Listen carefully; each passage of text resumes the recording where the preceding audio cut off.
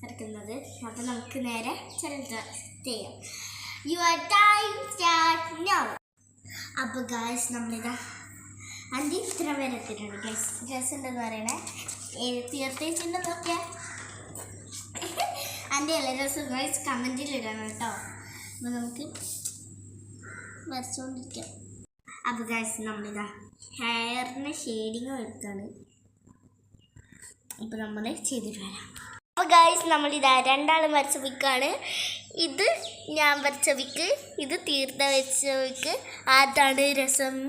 ഇന്ന് നമുക്ക് അനിമേച്ചിനോട് ചോദിച്ചിട്ട് വരാം.